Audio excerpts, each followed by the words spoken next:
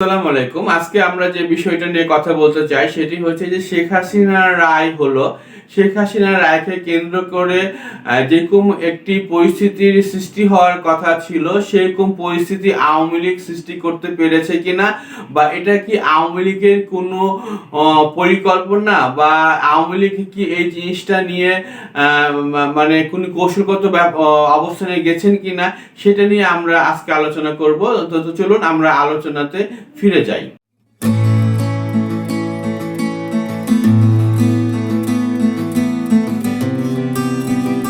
তো আপনাদের সকলকে ধন্যবাদ আমাদের সাথে থাকার জন্য। আমাদের চ্যানেলটি খুবই নতুন। আমাদের বিশ্লেষণগুলো যদি আপনাদের ভালো লাগে, আপনারা অবশ্যই আমাদের সাথে লাইক সাবস্ক্রাইব করে আমাদের সাথে থাকবেন।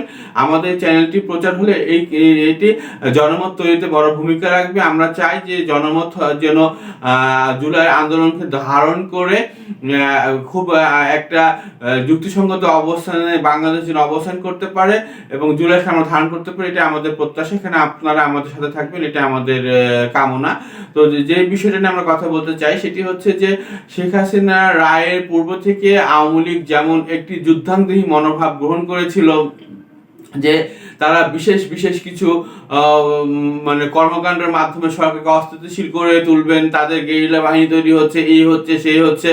আসলে আমরা যদি বিবেচনা করে দেখি, রায় প্রদানের পরে আওয়ামী লীগের ভূমিকাটি আসলে যত মেঘ গর্জে তত বর্ষে না, এরকম একটা বাংলা প্রবাদ আছে না, সেই কুমি ঘটনাটা ঘটে গেল।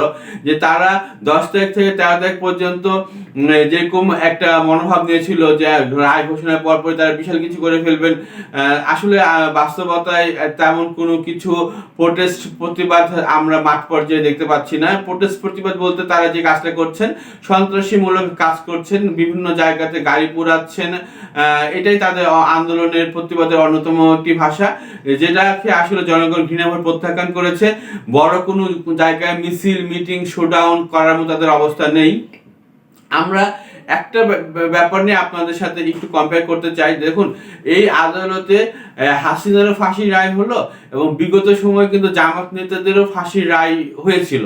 তো ওই সময়তে জামাতের যেই ভূমিকা ছিল, জামাত যেরকম করে রায় প্রদানের পরে এটার প্রতিবাদ করে রাজপথে অবস্থান গ্রহণ করেছিল একটি ক্ষুদ্র সংগঠন হওয়ার পরেও, সেরকম ভাবে আওয়ামী লীগ বাংলাদেশের বৃহৎ একটি সংগঠন হওয়ার পরেও জামাত যেরকম সেই সময় অবস্থান ছিল, আওয়ামী লীগ কিন্তু সেরকম অবস্থান মাঠে দেখাতে ব্যর্থ হয়েছে। এর কারণ হচ্ছে যে নৈতিকতা, মনোবল।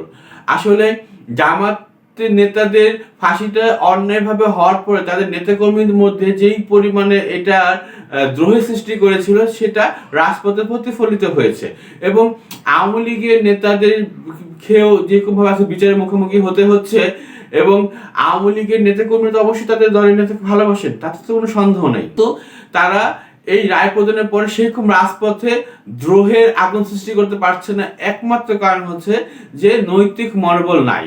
কারণ আওয়ামী লীগের নেতা কর্মীরাও তো দেখেছেন যে তাদের দলীয় সিদ্ধান্ত কিভাবে জনগণের বিপক্ষে গেছিল, জনগণের বিপক্ষে কিভাবে সরকার গেছিল, কিভাবে হাসিনার নেতৃত্বে বিভিন্ন জেলা পর্যায়ে আওয়ামী লীগের নেতারা কর্মীদেরকে রাজপথে নামিয়ে দিয়ে জনগণের মুখোমুখি দাঁড় করেছিল, কিন্তু মিথ্যা না। এই কারণে নৈতিক মনোবলের কারণেই আসলে এই আন্দোলনটাকে আওয়ামী লীগ সেরকম করে জনগণের কাছে নিয়ে যেতে পারে নাই। জাস্ট কিছু বিচ্ছিন্ন ঘটনার সৃষ্টির মাধ্যমে ভয়ভীতি দেখানোর চেষ্টা করা হয়েছে। এখানে আওয়ামী লীগের ব্যর্থতার পরিচয় প্রমাণ মিলছে যে আসলে দলটি বর্তমানে খুবই সাংগঠনিক নাজুক অবস্থায় আছে। আজকে এই পর্যন্তই। ধন্যবাদ সকলকে।